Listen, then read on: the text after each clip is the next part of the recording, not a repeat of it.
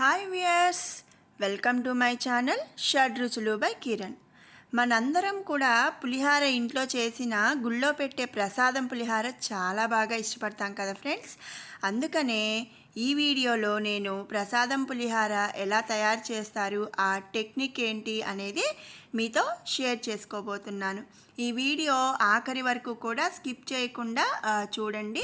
మనం ఇంట్లో చేసే పులిహారకి, టెంపుల్లో మనకి ప్రసాదం పులిహారకి చాలా డిఫరెన్స్ ఉంటుంది. అది ఎలా తయారు చేయాలి అనేది మనం ఇప్పుడు చూసేద్దాం. కావాల్సిన ఇంగ్రీడియంట్స్: చింతపండు ఆల్రెడీ నేను నానబెట్టి ఉంచేసానండి. అలాగే తగినంత ఉప్పు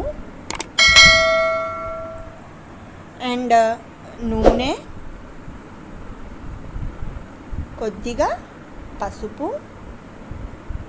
అలాగే తిరగమాత గింజలు, మినపప్పు, జీలకర్ర, పల్లీలు, ఆవాలు, అలాగే పచ్చిపప్పు. ఇవన్నీ మనం తిరగమాత కోసం యూజ్ చేస్తాము. అండ్ ఇంకో మెయిన్ ఇంగ్రీడియంట్ పులిహార పొడి. ఈ పులిహార పొడి ఎలా తయారు చేయాలనేది నేను ఆల్రెడీ ఒక వీడియో పెట్టానండి. ఆ వీడియో లింక్ కూడా మీకు డిస్క్రిప్షన్లో ఇస్తాను, కావాలి అనుకున్న వాళ్ళు చూడొచ్చు. అండ్ నేను ఇక్కడ ఫాస్ట్గా చూపించేస్తున్నాను ఈ ఇంగ్రీడియంట్స్ అన్నీ.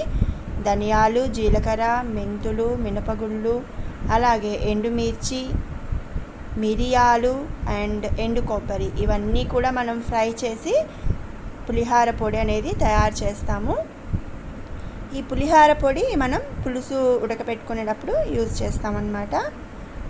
మీరు డీటెయిల్డ్గా కావాలి అనుకున్న వాళ్ళు డిస్క్రిప్షన్లో లింక్ ఇస్తున్నాను, ఆ లింక్ క్లిక్ చేసి మీరు వీడియో అనేది చూడొచ్చు.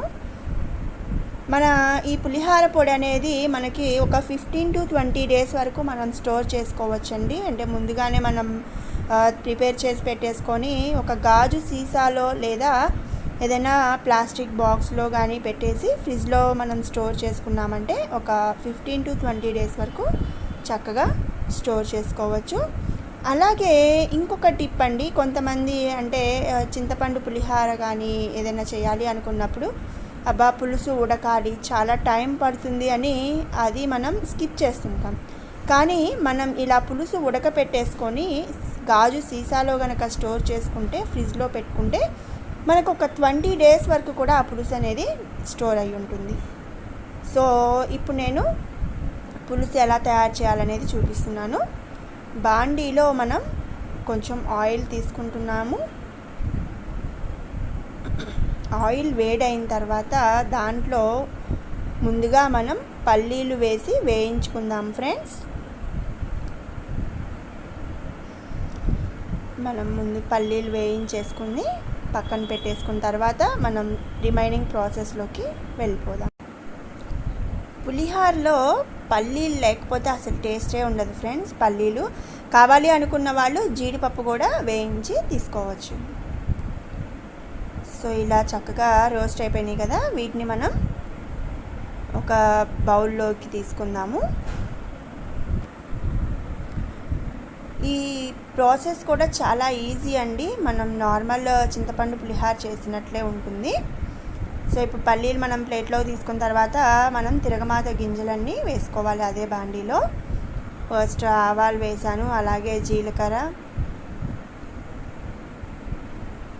అండ్ మినప్పప్పు, అలాగే కొంచెం పచ్చిపప్పు వేసుకోవాలి.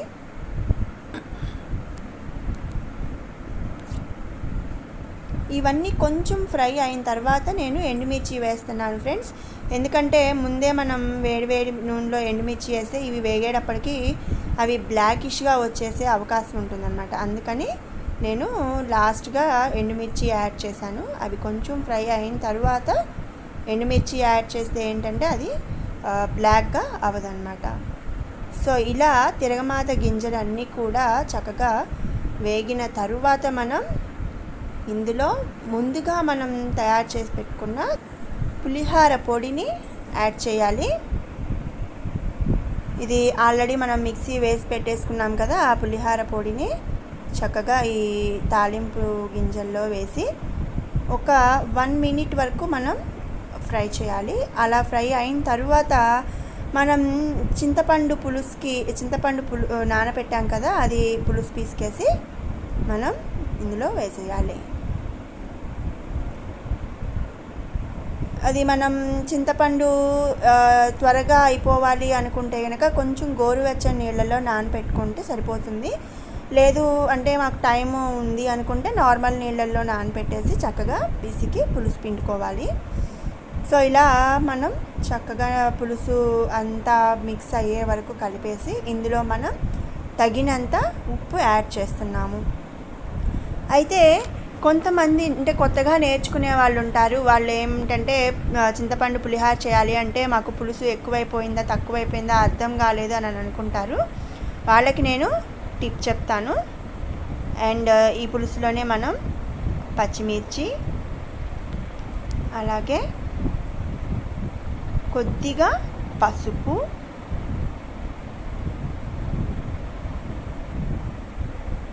అండ్ కొంచెం బెల్లం కూడా మనం యాడ్ చేద్దాము.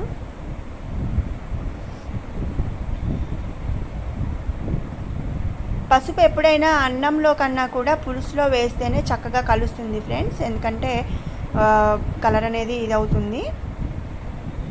అండ్ కొంచెం బెల్లం వేసాను.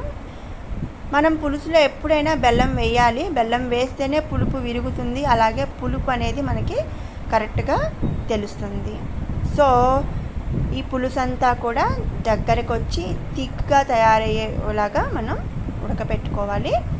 ఇది ఉడికేలోపు నేను ఇందాక మీకు చెప్పాను కదా, కొత్తగా నేర్చుకునే వాళ్ళకి చింతపండు పులిహార చేయాలి అంటే మెజర్మెంట్స్ ఏం లేదు. మెజర్మెంట్స్ మనం ఒక కప్ కానీ గ్లాస్ కానీ మెజర్మెంట్స్ పెట్టుకున్నాము అంటే చాలా ఈజీగా చేసుకోవచ్చు. అండ్ ఆ మెజర్మెంట్స్ ఏంటి అంటే మనం 1 కప్పు చింతపండు తీసుకున్నామనుకోండి, దానికి 6 కప్పుల బియ్యంకి కరెక్ట్గా సరిపోతుందన్నమాట.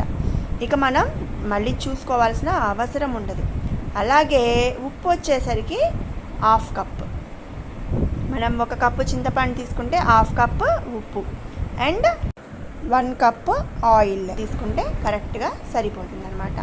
సో పులుసు అంతా ఉడికిపోయింది, అలాగే అన్నం కూడా ఉడికిపోయింది. ఇప్పుడు ఇందులో నేను కొంచెం పసుపు వేసి చింతపండు పులుసు అంతా కూడా వేసి పులిహార కలిపేస్తున్నాను.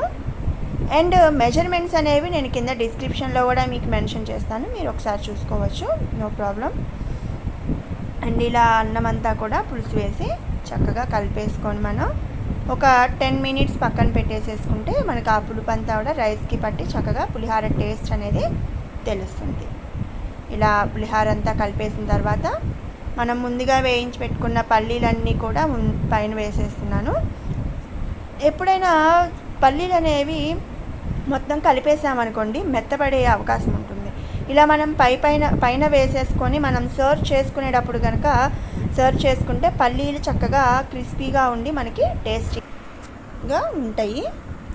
సో చూసారు కదా ఫ్రెండ్స్, టెంపుల్ స్టైల్లో ప్రసాదం పులిహార ఎలా తయారు చేయాలి అనేది మీరు కూడా ట్రై చేయండి. అలాగే ఎలా ఉంది అనేది నా కామెంట్ బాక్స్లో మెన్షన్ చేయండి.